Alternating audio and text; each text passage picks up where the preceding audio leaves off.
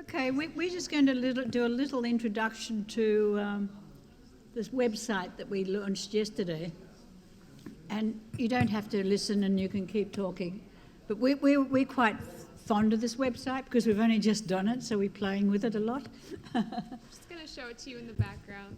So it's like music, architectural music. So I think we'll show you a project by Koenig Eisenberg, Los Angeles architects, who did an affordable housing project. And so if you go onto the site, then it loads, and then this site by Koenig Eisenberg, which are quite remarkable architects actually, formerly Australians. There's a bit of an Australian thing going on here, but I was at a conference with them a few weeks ago, and we were talking about this project. And Julie Eisenberg said, you know, I'm so concerned about sustainability issues. If this helps move it along, I'm with the SDGs. So this is a project that they did in Los Angeles, the Arroyo, and it's very much a sort of the work is very sort of people-oriented, and so it's affordable housing in Los Angeles. So we were really pleased to get that one. And if we just scroll back a bit about that.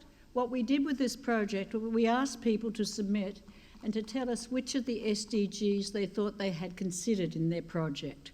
And so we had that all on a sheet, and then we made these graphics, and we picked out which, the ones in colours are the ones that, say, Julie Eisenberg would have said, we're dealing with poverty, we're dealing with energy, we're dealing with reduced inequality, and we're dealing with the Goal 11 cities goal.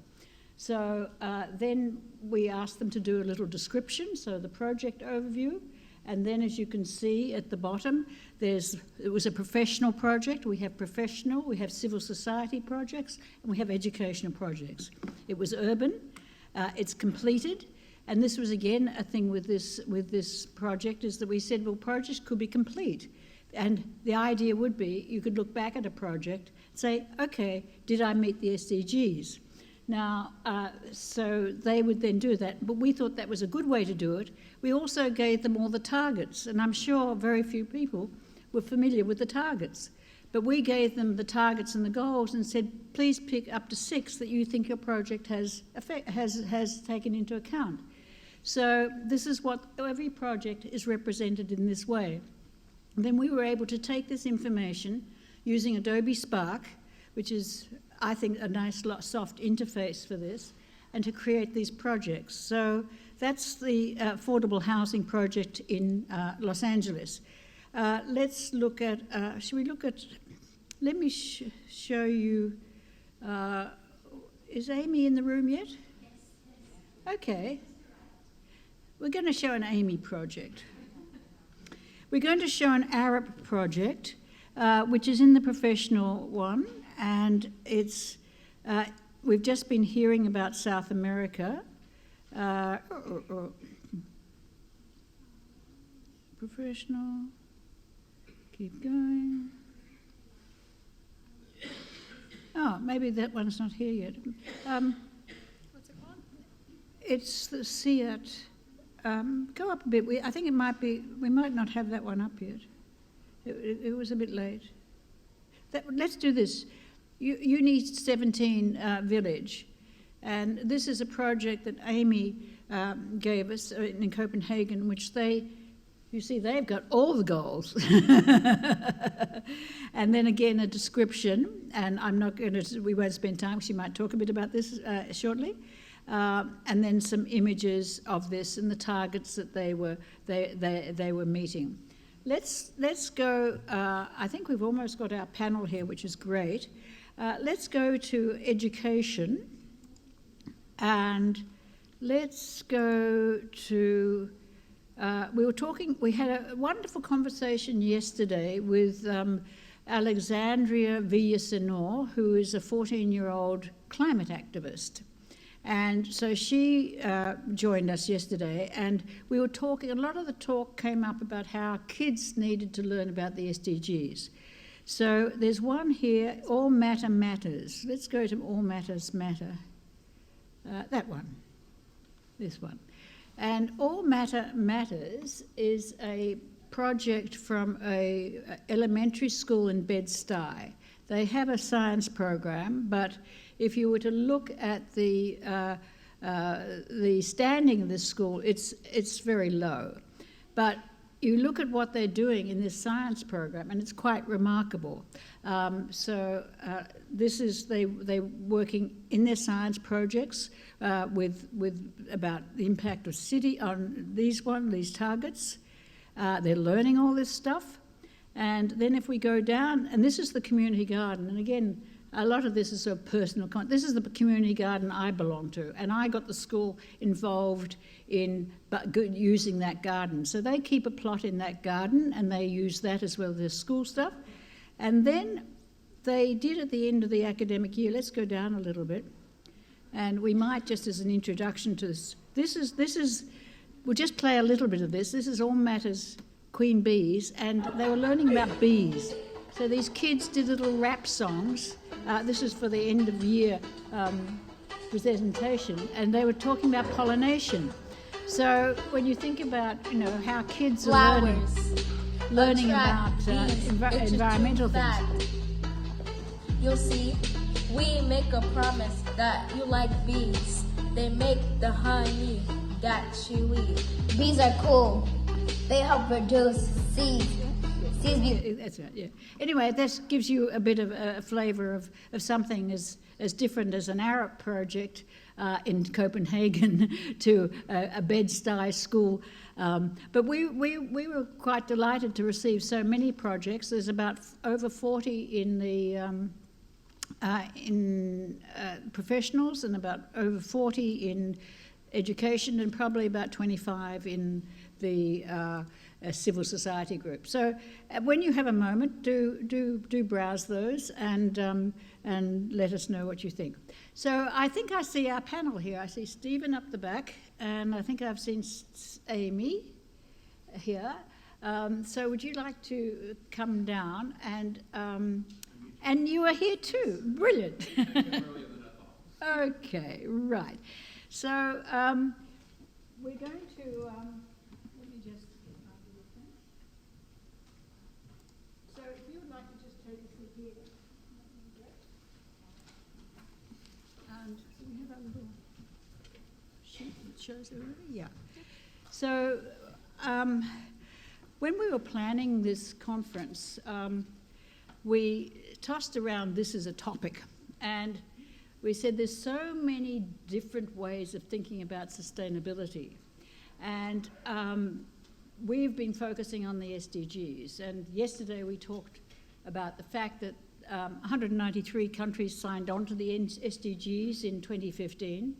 So you could say that this is the best thing going if we really want to make progress, in as much as they've had a lot of sign-on. Whether they have a lot of support is another issue.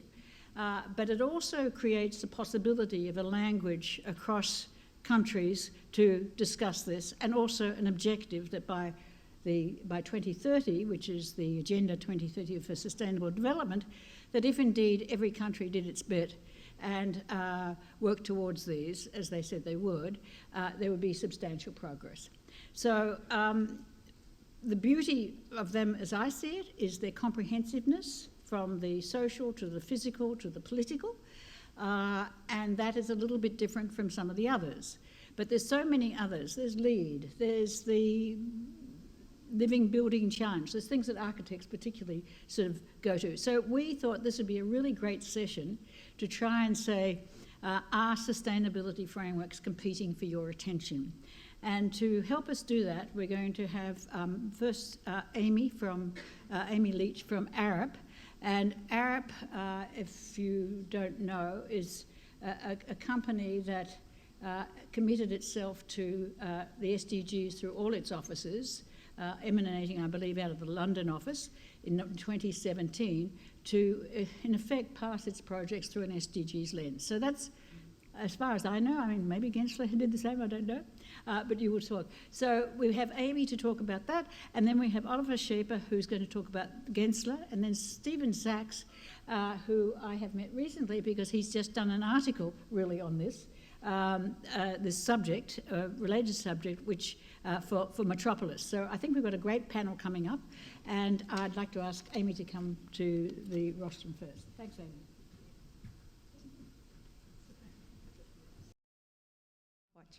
My name is Amy Leach. I'm a senior consultant with Arup's Integrated Planning Team in New York.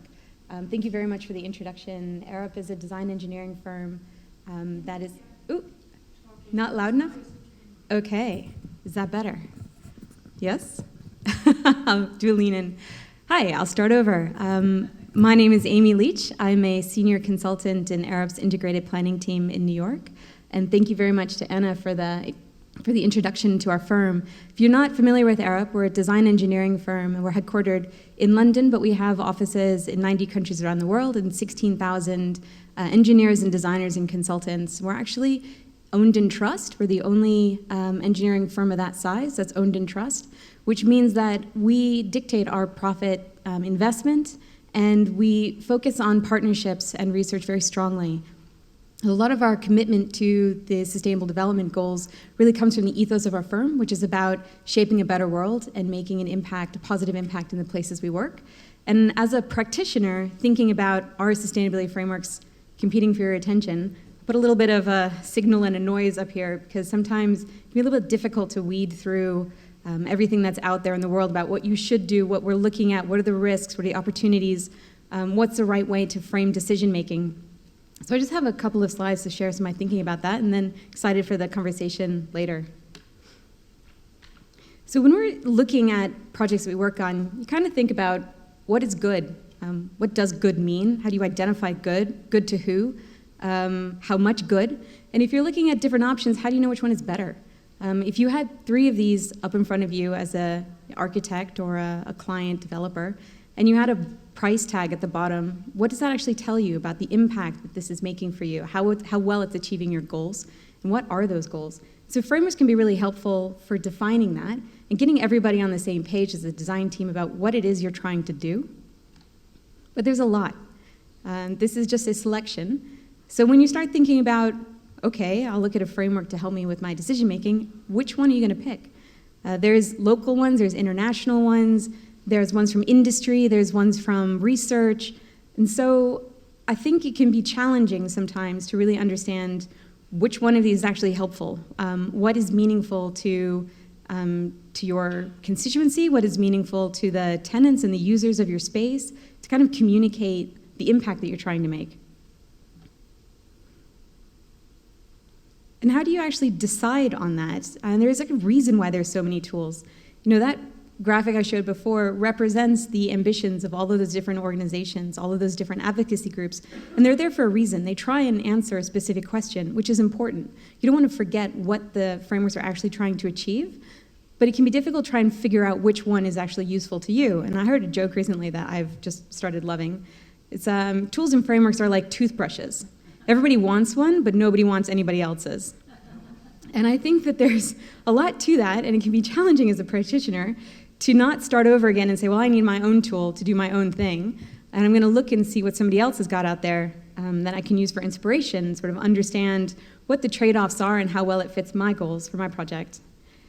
And the SDGs are really valuable to just cut through all of that noise. As Anna was introducing, this is part of the UN's largest public consultation in their history. They worked with 5 million people to understand what it is we want to make the world in the future. And these 17 goals, I think, really distill out what is important to us and to just get everybody on the same page. You don't have to go around the houses of which framework is better, which development type am I looking at. This is what is important to us. And I think also that some frameworks sometimes focus a little bit too much on catastrophe and doom and gloom and risk. You know, the world is falling apart. We really need to do something about it. That's true, but there's also an opportunity to make massive change and massive improvement across all of these systems where we're working. So I really think it's a positive story, and frameworks can be really powerful in communicating that. When within Arup, we looked very carefully at the SDGs as really an articulation of the values that we have as a company. And we thought about where we can make the biggest impact with the types of projects that we work on. And we really see ourselves in the corner, or the center part of this is supposed to be a seesaw, sort of understanding the balance between outcomes for society and outcomes for the planet, which are sometimes at odds for each other, and where we see our role as an engineering firm, looking at how we can promote safe, inclusive, sustainable, and resilient infrastructures in cities. So the 7 SDGs that really have helped us define our approach is looking at clean water and sanitation, SDG 6, looking at affordable and clean energy, industry, innovation, infrastructure, and sustainable communities. We really think that if we put our effort as Arup against these 4 things, we can help to balance and deliver the outcomes for society and outcomes for planet that we're going to need if we're going to, frankly, make it. And I want to talk with you also about how frameworks can be really useful, too. So one of the issues that I think is emerging are on different types of urban agendas that sometimes seem that they're trying to compete with each other. I think it's important to remember, just like frameworks, these agendas are trying to achieve specific things, and it's important to understand the difference between them. And Arup has been doing a lot of work recently around understanding resilience. So we've been working with the Rockefeller Foundation and our strategy partner with the 100 Resilient Cities Initiative, and have been working with them over the past 7 years to really understand what is resilience. We talk about it in a city context. And the definition that we've come up with through consultation with around 30 cities globally, hundreds of experts, is looking at resilience is really about the capacity of cities to function so that the people that live and work with them can do the things that they need to do on a day-to-day basis to survive and thrive. And I think it's really important to look at resilience as an outcome of function, which is slightly different than what mitigation, adaptation, disaster risk reduction, sustainable development are trying to get to, but they all talk to each other, very similarly to the SDGs. And we articulated a framework, is another framework, called the City Resilience Framework, which is the basis of how the 100 Resilient Cities program was engaging with their cities to really understand how do we approach and talk about resilience in our cities, dealing with the complex stakeholder groups that we have, whether those stakeholders be around community or infrastructure, economy, disaster risk reduction, emergency planning, utilities, really understanding everybody in the city and the role that they play. And we distilled out these 12 goals, which really are essential to a resilient city. And they focus on things that'll sound familiar to you, looking at health and well-being, keeping people alive and safe in your community. And that's really articulated by the top right quadrant, looking at meeting or promoting diverse employment and livelihoods, looking at safe cities and promoting public health, looking at keeping people safe and alive in their communities. And then looking at the organization of the city, how is the economy and society set up, and how do they work with each other to promote populations that can live peacefully together? And then what's the role of place in the infrastructure, whether that's man-made or natural infrastructure that protects, connects, and provides for people? And then moving around the circle to the top, looking at knowledge and governance. So how is leadership coordinated in the city? How are decisions integrated? How are stakeholders engaged? And what we found that's really useful about this is it helps to get people on the same page about what they're talking about really quickly. So this is an example from a workshop that was actually in the city of Nairobi. So when the attendees first arrived in the workshop, there were about 80 attendees from all sectors of the city. Many of them had never met each other before. They're all from very different types of backgrounds. And we gave them a card and we said, what do you think is the most important driver for resilience in your city?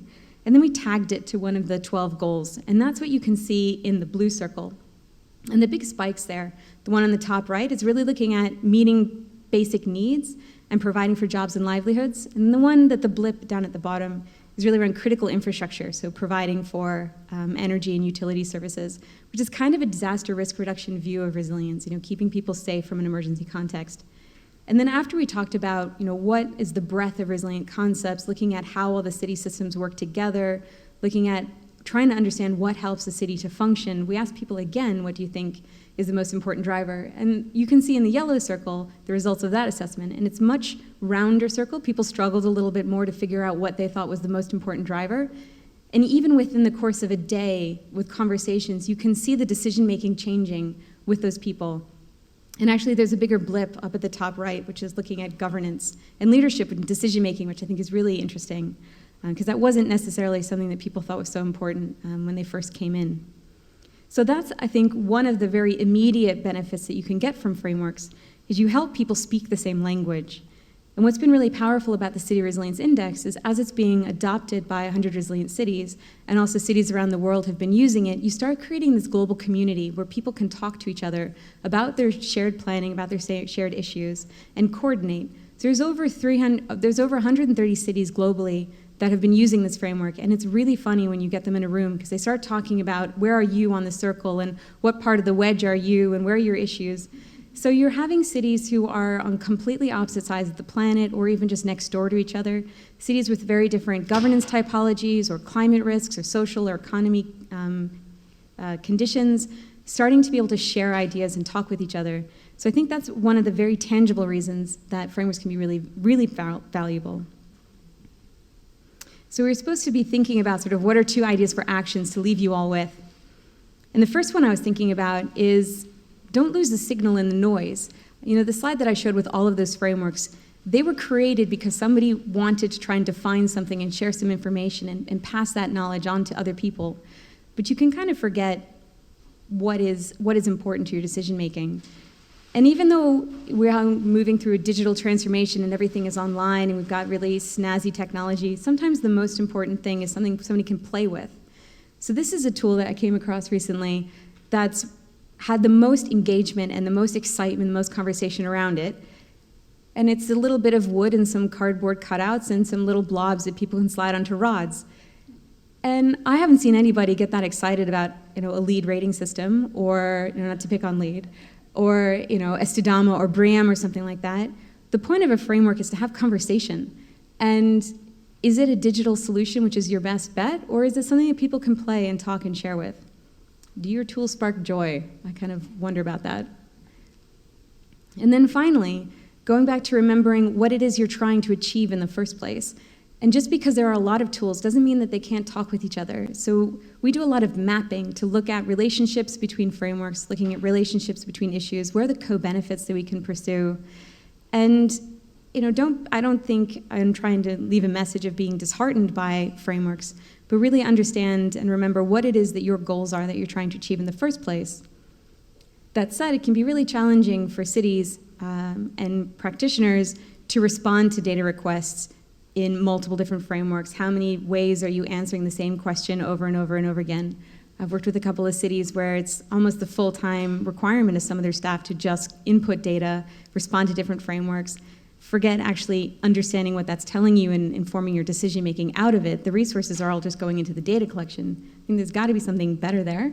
But if we start mapping out where there are synergies between these, how can we help leverage that information so that we can get value out of what the frameworks are actually telling us? So thanks very much. Leave that.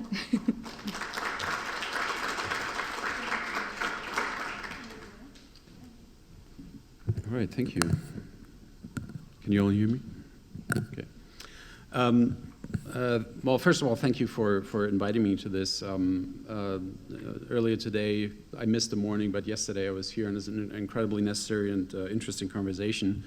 And we certainly have that conversation at Gensler in multiple ways. What we just heard from Amy in terms of those frameworks and whether or not they're competing for our attention as the overall frame for this discussion, I would say definitely yes, they compete for our attention, but I would say it's a good thing because it's a reflection of the multiple conversations that happen and need to happen. And it's also testimony to the fact that what we're trying to determine here is become clear and develop understanding about the complexity of us, of our influence to the built environment, of how we interact with the natural environment of this planet. And it's not an easy task, and there's no single answer to that. So from that perspective, and Amy has mentioned this as well, what frameworks really have brought to this discussion is the common language and the fact that action can happen in the first place. Of course, what frameworks don't do is they don't tell you what to do really. They set out goals and how to get there. And because of this, we essentially embrace every new framework that we see because, again, as I said earlier, it's a testimony of specificity and a certain focus. And we are working with this to fill the gap in instructing our teams, our design teams, to have the larger conversations with our clients about how we apply these frameworks and what this means for us as a design organization. Just a quick word about Gensler. We're a global firm. We have about 6,000 practitioners around the world that are active across about 24 practice areas. And what this means for us in terms of our size and our reach and the about 7,000 projects that we touch on an annual basis is that we are actually not just faced with bringing the professional capability to bear to execute on the promises and commitments that are being made in terms of climate change, but also look at our own organization as that community that needs to be brought along. And one of the things that we do, and I should say that Gensler started in the 60s with as an interior design firm and has since morphed into a global design organization. So we touch really anything from brand design and the layout of wine labels to the largest tower in the world. And the conversations around the built environment then has changed drastically, and it has led us to commit to and create various programs and partnerships within our organization and with the outside that helps facilitate that type of conversation. Specifically, and this slide really doesn't do it justice, the types of partnerships that we are employing. It's a really minuscule snapshot of, for example, the output of our Gensler Research Institute that is internally funded, a dedicated group within Gensler that facilitates a conversation amongst the professionals that work on projects. There's an annual call for research initiatives. We per year get about 150 to 160 applications. 35 of those get funded, and a lot of those research initiatives take advantage of external partnerships.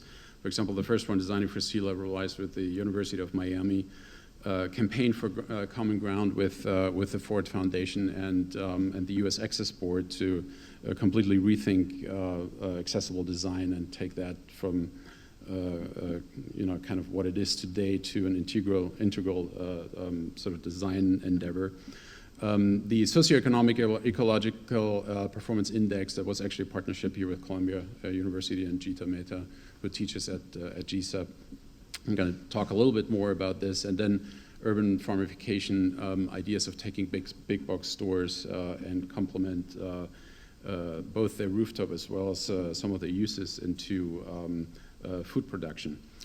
Again, very small snapshot, but one of the things, and I'm going to use the Socioeconomic Ecological Performance Index as an example for that. These are tools and frameworks that are exactly what the industry frameworks don't do. They connect, they fill in the gaps, they connect to the needs of specific projects, and they create some of the recommendations that we heard yesterday, for example, are needed. Us as designers and architects and urban planners to reconnect to the cities that we're working in and make policy recommendations, for example. So it's a tool, essentially a set of questionnaires and recommended actions for designers that goes in after, before and after projects have been done and completed, to look at what we now call the quadruple bottom line, which includes the policy component.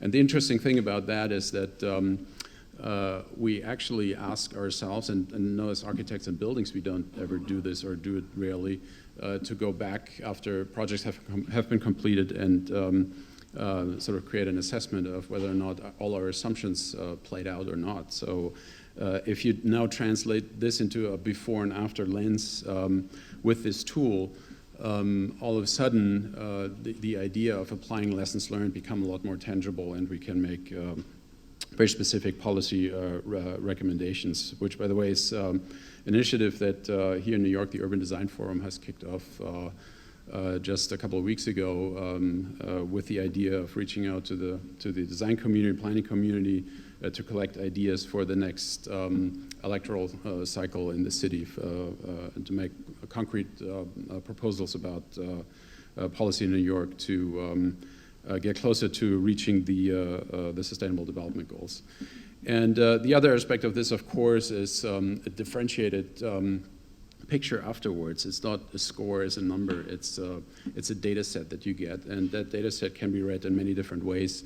And again, it feeds into the conversation about better understanding why we do what we do and how we can accomplish kind of an optimal impact. So yeah, and that illustrates that. So which leads me to kind of the second part of this presentation, SDGs and the future of cities, and kind of this idea of two calls for action. And I'm going back to one of a slightly bigger scale. And this goes back to us being, I think, one of the few, if not the only, large architecture firm who was in Paris at the COP21 to sign on to that challenge, and then earlier this year at the Climate Action Summit at the UN, make the public commitment that we actually working towards fulfilling the original 2030 challenge goals at their timeline. You may know that the 2030 challenge originally set carbon neutrality by 2030, and we hence, since we get news from everywhere that we are behind on this, hence this had been corrected to say, okay, 50% of that goal by 2030, and then carbon neutrality by 2050. What we committed to and announced at the UN was that all our projects are going to be designed to be net zero and hence carbon neutral from an energy perspective by 2030. And you will probably ask, like, how can we as architects be in a position to make that claim? Our point of view is that, and we all know, and this is what frustrates us, we have the tools and the capability and the skills to do it.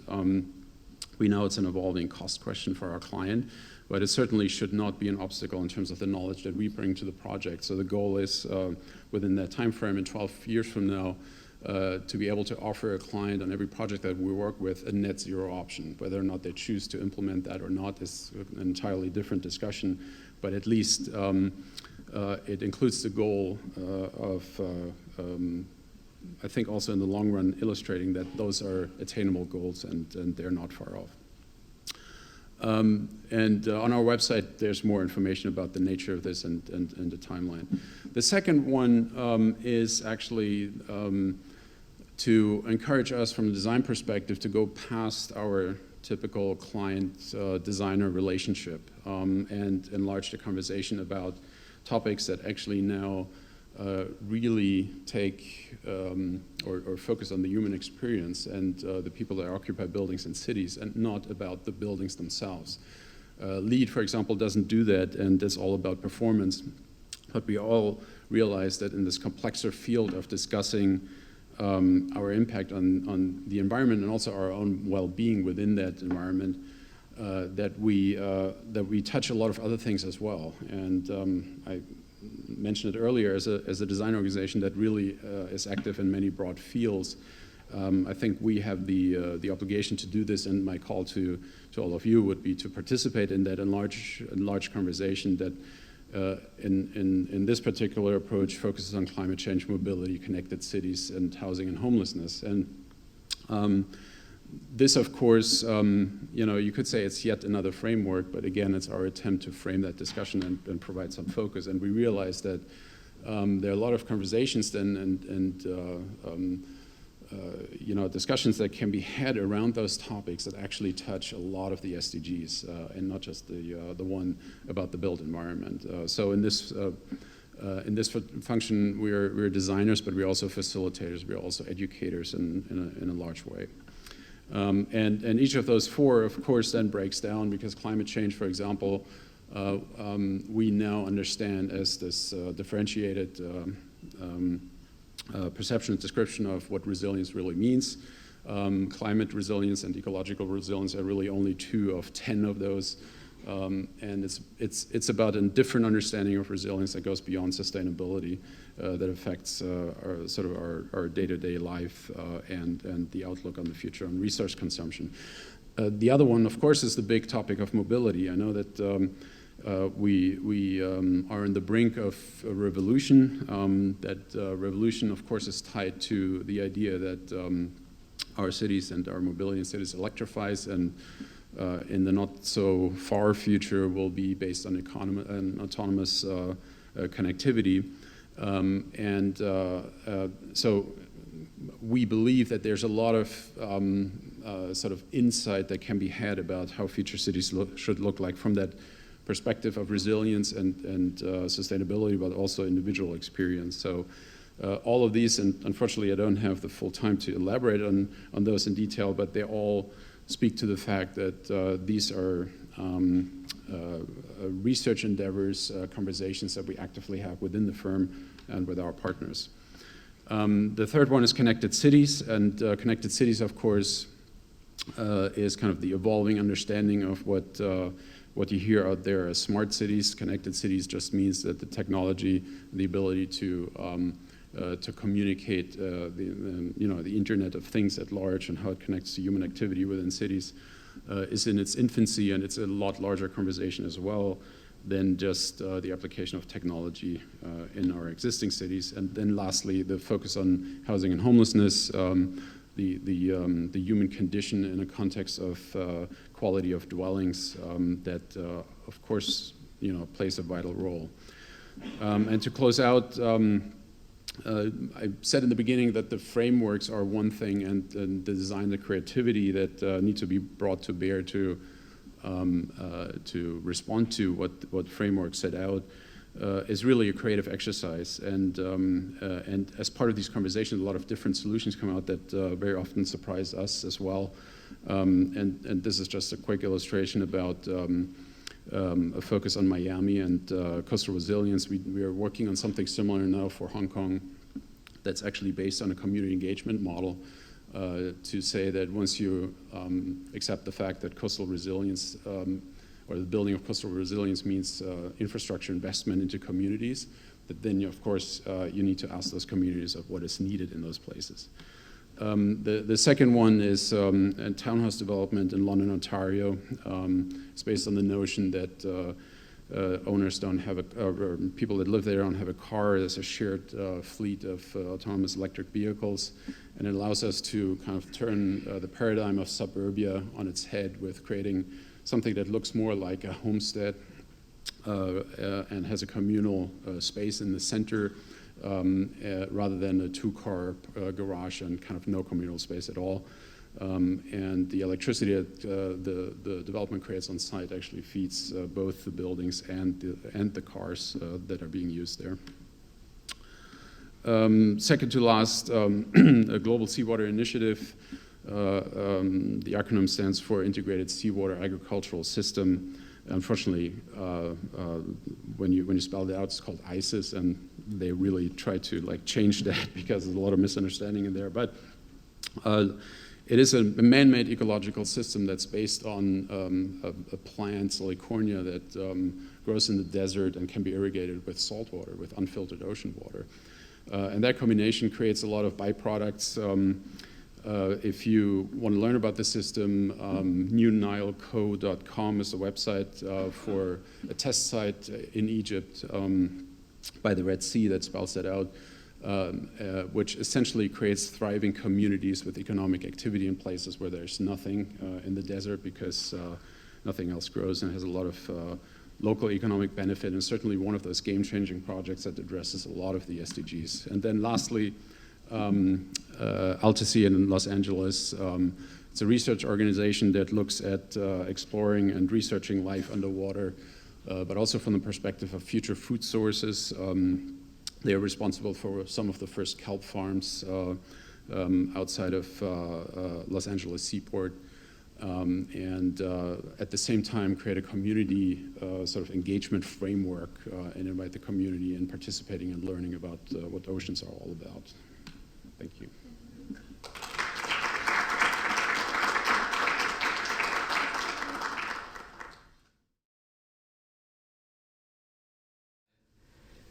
Essentially, what I was doing that brought me in contact with this project was I was asked to do a story for Metropolis about the language, the emerging language around sustainability. I've worked in some fashion for Metropolis for 20 years, and it used to be that we talked about green design, and then sustainability, and then resiliency. And so both to talk about what, is that an effective communication, language of communication for the issues. The article moves a little bit toward following Frederick Steiner's urging to talk about regeneration as a pushing toward the implication of resiliency being a little bit more giving up to the climate change, and regeneration suggesting that we can actually mobilize to restore the earth in some fashion and reverse the damage. So that's sort of the underlying argument. And then as much as these sort of like frameworks are helpful, it's also an urging to implement legislative mandates into law through frameworks like the Green New Deal that would mandate for every firm to be doing the sorts of things that you're doing in all projects, right? So that's essentially, but I'll read as much as I can from what I did for Metropolis, which is, I guess the editor is called Retrofitting Resilience. So 30 years ago, as a high school student at a boarding school in suburban Detroit, I wrote an environmental crisis article for the student newspaper. Encouraged by the faculty advisor, David Watson, who was the Spanish teacher at Cranbrook, who also lived a double life as a Detroit anarchist, writing for the anarchist tabloid, The Fifth Estate, under the pseudonym George Bradford. He wrote a book that came out of one of his essays for the Fifth Estate that was called How Deep is Deep Ecology? Deep ecology being this kind of argument behind the radical environmental group of that moment called Earth First, which you probably remember. Earth First was arguing in favor of the value of the environment as being more important than human beings, essentially. And so this is something that's been coming back a lot in some of the discourse of the radical environmental groups. I was at a presentation the other day.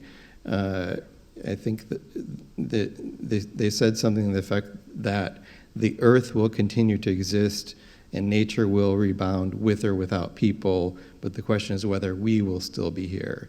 That's becoming a kind of common viewpoint among many people, but it doesn't really account for the fact of massive extinction and loss of biodiversity. So that was in 1988, and you may remember the NASA climate scientist James Hansen presented to Congress at the time, predicting a 0.8 degree rise in global temperatures by today. The actual increase that's recorded is 0.6 degrees, and some people argue that the difference is accountable by the law against chlorofluorocarbons, which was passed subsequently. And so essentially, this was predicting for a young high school student, a very apocalyptic future of which we're essentially experiencing now. So the thawing of the Arctic, this sort of like displacement of remote communities that's starting to happen from the consequences of it, extreme weather events increasing, and then the massive species extinction. So essentially what I was confronted with at the time, which is somewhat similar to an individual design firm deciding to be better than others, is to become a vegetarian, which I did for about a year, and then decided that I wasn't going to change the crisis of climate that way. So in other words, we have to have legislation, we have to have mandates, we have to have some kind of meaningful rules around the impact of human life on the planet.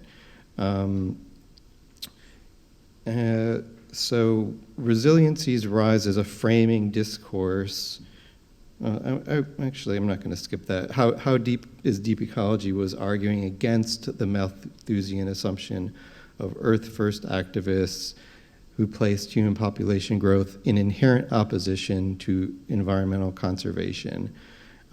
Essentially, he was arguing that it wasn't the number of people that was threatening ecological disaster, but it was the forms of industrialization and urbanization and the energy-intensive character of modern development, which he called the interrelatedness of capital and the state with the planetary megatechnic work pyramid that is devouring nature. So it wasn't, population growth in rural India or Africa or bidonvilles and of city dwellers that was causing climate change. It was, the industrialization and urbanization in the modern context. At that time, human population was 5.1 billion and now is 7.7 billion, which I was shocked to realize. I think I was way behind on that number. So resiliency's rise as a framing discourse emerged out of the devastation of Hurricane Sandy on New York City, especially, correct me if I'm wrong. The major weather events continued to rack the U.S. coastlines in years since, and as have cities and countries everywhere.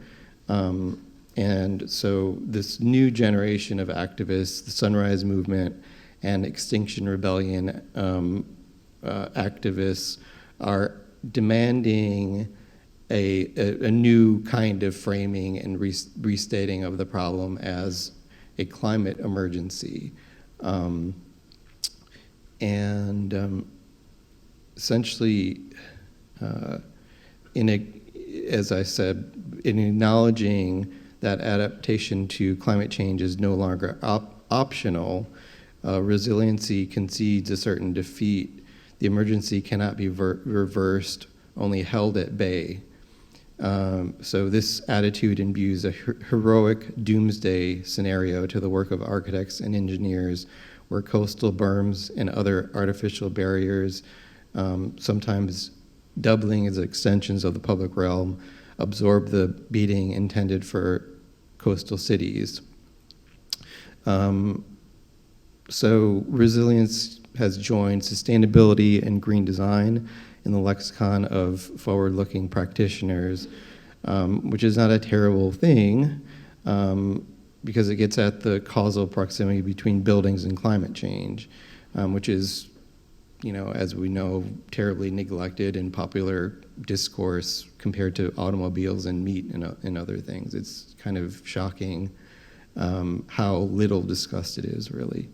Buildings account for 36% of global energy use and almost 40% of emissions of carbon dioxide, proportionally by far the largest greenhouse gas produced by human activity.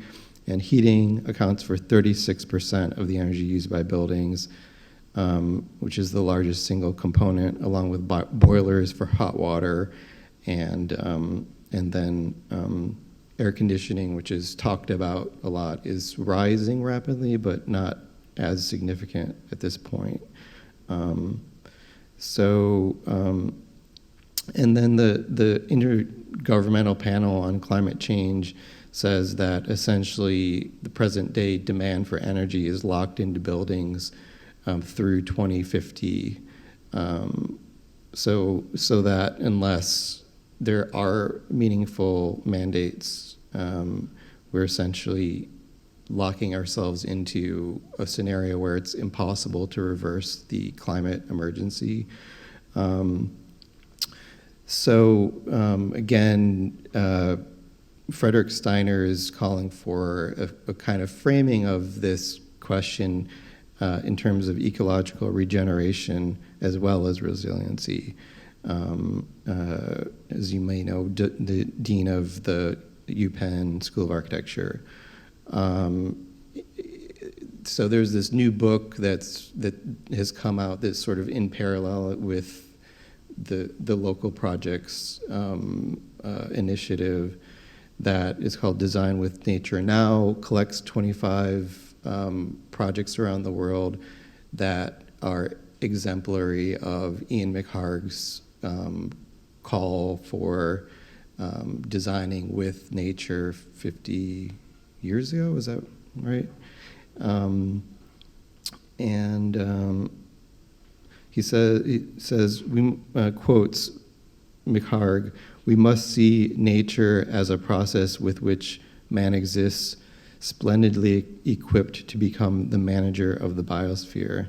That's sort of like this glorious view of man making nature, I suppose.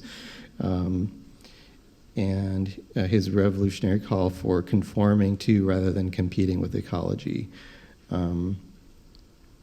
So I would argue that means not only becoming resilient against climate change, but building to reverse the ecological destruction already inflicted.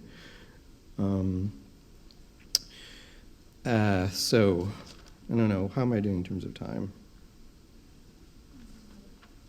I have a couple minutes.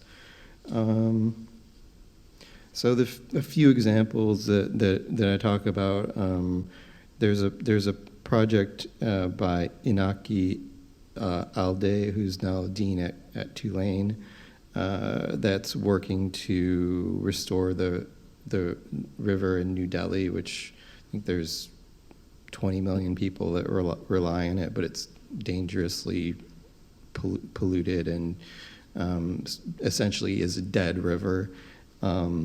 Like many other places, the Hudson River is an example of a complete restoration of an ecology. I think they're trying to start something similar in LA. Another example that I think, I'm not sure if you guys talk about, really compelling is the work in China of the landscape architect. I'm forgetting his name now, but essentially China is trying to reverse their immense change of the ecosystems of largely river-based cities. I think probably all cities are river-based.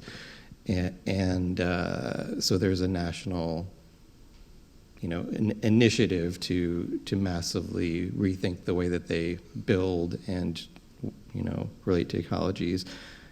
So I talk about the local projects challenge and, the rationale for using the Paris Climate Agreement and its sustainable development goals as a framework for something that 93 nations committed to.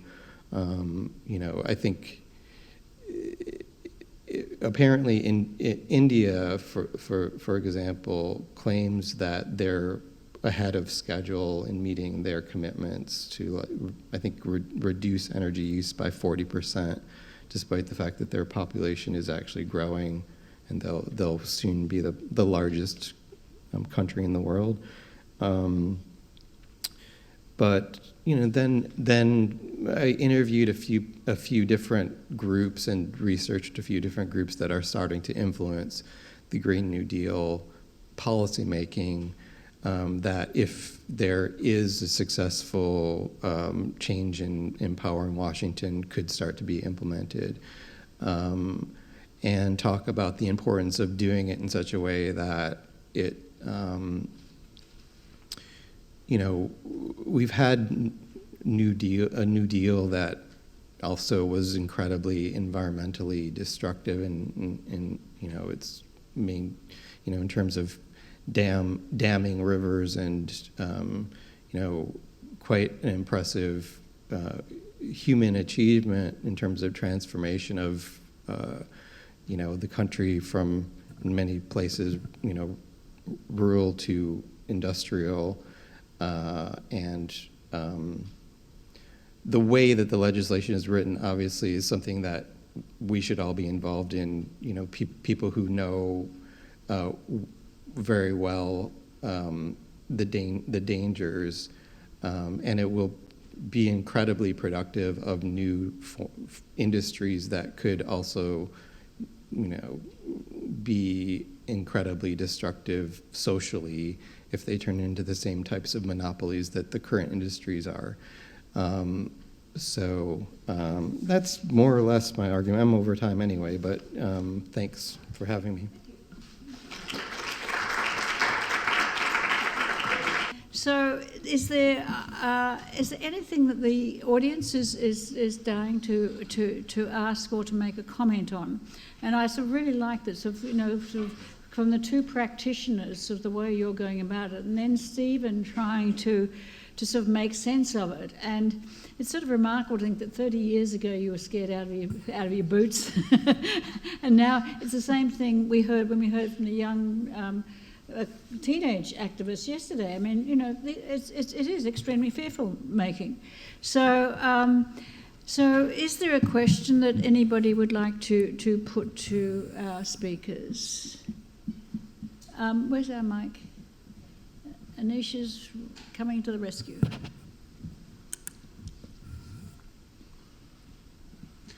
Hi, thank you all. So we struggle with this issue in our firm, and my question is, do you turn down work because it isn't aspirational enough in the SDGs, and is that something that we all need to start thinking about? We discussed the fact, or we discussed the question whether or not growing the firm is a good thing per se. Our conclusion at this point is that we don't turn down work, and the reason is that it's also an ongoing discussion whether or not we should create kind of the super performing projects that focus on that. The fact is, though, that at any given time, your impact is a lot bigger if you make 90% of your projects just a little bit better performing versus one or two to be like super net zero.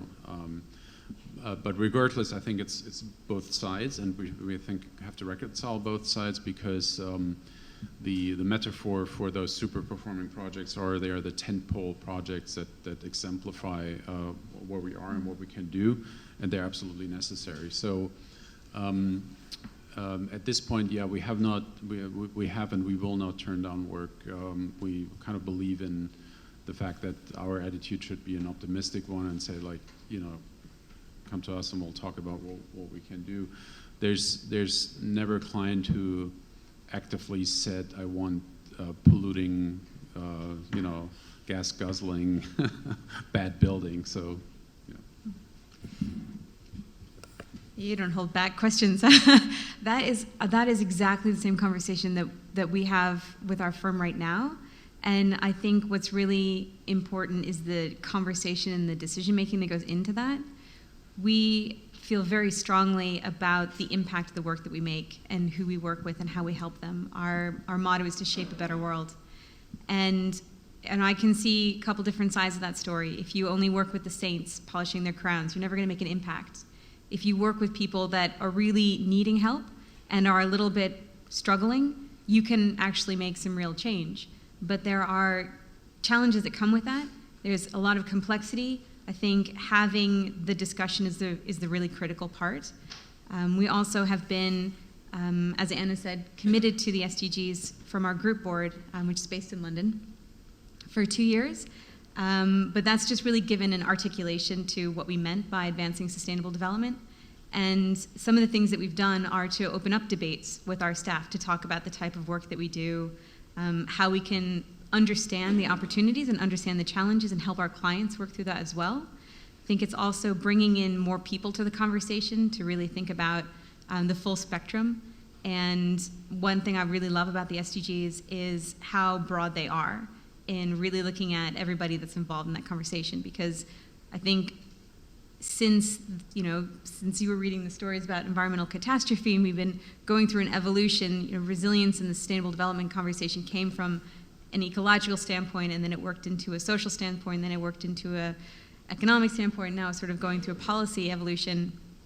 It's really thinking about where are we in that spectrum and where we play a role, and being really clear on that conversation. Right, thanks. Yep. Mike, over here.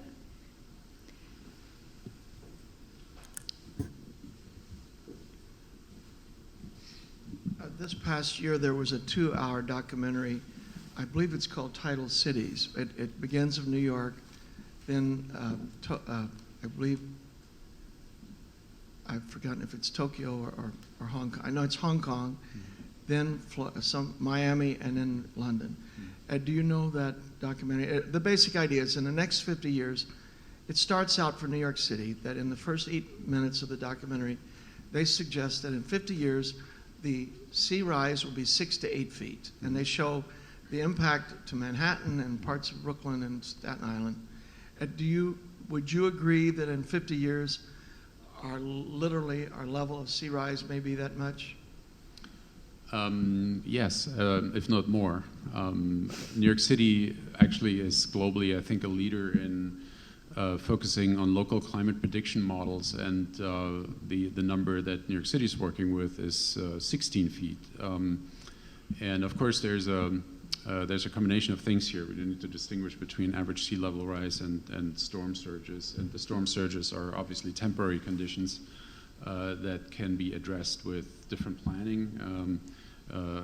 And those are the climate design guidelines that the City of New York came out with that says like ground levels of building need to be able to kind of be flooded once in a while. Hong Kong is a very different image, and I was surprised about that.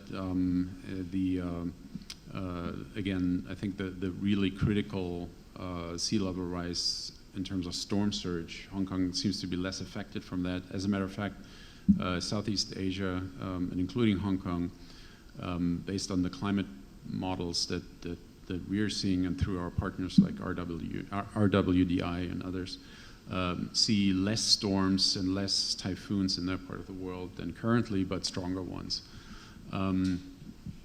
And on the other hand, you all seen pictures from Venice these days. They have a record flood happening now, and that's also a combination of locally different situations. So I think it's prudent to plan for those levels of between 15 and 16 feet of sea level rise. And I don't know if you're aware of the effort that's going on down in financial district as part of the what was originally called the Big U, kind of a series of infrastructure improvements to prevent the flooding of Lower Manhattan. For that piece south of the two bridges between Brooklyn Bridge and the ferry terminal, the agreement was made, or the insight was made, that it has to be an outboard solution. And literally a new land reclamation project at the southern tip of Manhattan, up to 500 feet into the East River. So, and that's part of a longer conversation, obviously. And when you want to look at this, after Sandy, for example, the discussion came on about retreating from the coastlines altogether. I think that's a crazy idea and unnecessary. But we do have to acknowledge and agree that significant infrastructure investment needs to happen to protect the most vulnerable coastlines. And the way we like to look at this is at an opportunity to redesign our cities in better ways. Mm-hmm. Good, thank you. Is there another question? Yeah, the question that struck me is the practice question. I understand the frameworks, and I would agree with everything. I understand the dilemma of do you turn clients down or do you move ahead? I mean, that's the way the world is. But what I began thinking about, with the increase in urban land values, especially in central cities, there's a lot of projects involve demolition of existing buildings, which becomes an enormous GHG problem. Even if the new building is going to be, LEED's gold, do you guys ever do the calculation about how many years out it would take before we're going to recoup from the new building what it costs us with the demolition versus what could have been done with, say, just remodeling the existing buildings? It's an open-ended question. I know there's no right and wrong answer to it. Let Stephen answer.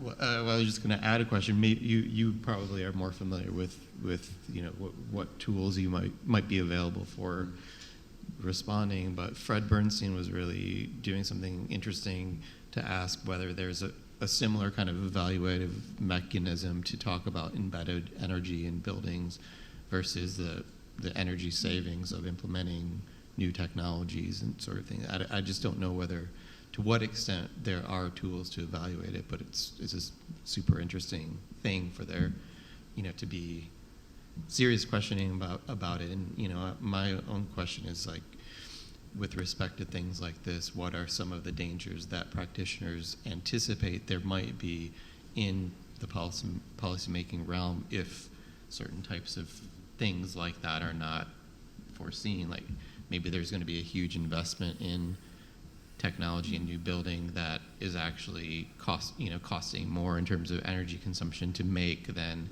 it's saving to build. Yeah. Mm-hmm. I mean, I think there's a two-part answer to your question. The one is that yes, there's an absolutely need to focus on existing building because we cannot rectify the picture if we just focus on new construction. I think it's very obvious. There are now myriad ways of dealing with existing buildings, and I would say in the design profession, the protocol to include life cycle assessment into a day-to-day practice of design it's in its infancy, and even LEED as a rating system, for example, has neglected it for a number of good reasons, and the reasons are that the databases for kind of having access to information about embodied carbon those are data sets that are evolving now. So, and I think, we are probably not there yet to do what you suggest as part of our everyday practice, assess what carbon you would release by demolishing a building and then putting the energy. But we're doing internal calculations about this sort of rough cut at this point, and I would suspect and can almost promise that as part of that initiative or the commitment that I announced, we will make this part of our day-to-day practice. Yeah, I just wanted to build on that as well, and I think that I absolutely agree. Well, it's not a day-to-day sort of standard practice on projects. It's something that's very rapidly evolving. Really understanding the contribution of embodied carbon in our existing building stocks is really critical, and when you think about how many buildings we have today that we're going to have in 50 years, we're going to have in hopefully 100 years, there's retrofitting these buildings is really essential. And the industry is moving very quickly, partnerships with manufacturers, better science. There's a lot of frameworks out there to calculate embodied carbon, and they kind of tell you something different. So there's getting standardization across the frameworks, which is really important. But also, we have had clients who we've worked with that have demonstrated to the cities that they're developing in the carbon benefits from retrofitting existing buildings as opposed to tearing them down and starting again, which is really important for those cities in meeting their carbon goals. A number of cities have been signing on to the Paris Climate Agreement to try and reach zero emissions by 2050, and the building sector is a huge part of that. And so we found it a very powerful communication tool also to be able to show the cities how we are being responsible developers or supporting responsible developers in those cities around helping them achieve their carbon emissions through existing buildings. Yep. Great. Well, we're going to have to call that a close there, but I would just like to add that I worked at Arups many years ago in the London office and as a young architect, and one of the jobs that I worked on was a new college, St John's College, I think it was, at Oxford. And I remember the brief was it must last for 350 years. And I don't know whether there's something about the length of buildings. I think buildings are built for much short, really short periods of time now. So maybe there's a whole attitude change that is going to happen. And just in closing, I would like to say thank you very much for this, but it does seem to be extremely necessary to sort of communicate out in a simple way what frameworks there are and how. And I think the way in which Stephen sort of gave us a little sort of potted history of the change from Earth First through to green to ending up in the resiliency, and now perhaps the SDGs are powerful. But I think it's incumbent on everybody to try and think, how does one explain all this to other people? It's internal to one's practices and education and profession and so on, but how does the general public sort of get to do this? But I'm going to have to call a stop. I have a challenge to you, though, because you were talking about buildings lasting forever. We're also working on buildings that last no time, and that they can be disassembled and re-entered back into the circular economy. Very, very good. So I think that there's a big transition there as well. Very good. And so in thank you, I think also there's a thing in which people are always doing alterations and additions. We can do alterations and subtractions. So thank you very much for that panel. That was really stimulating.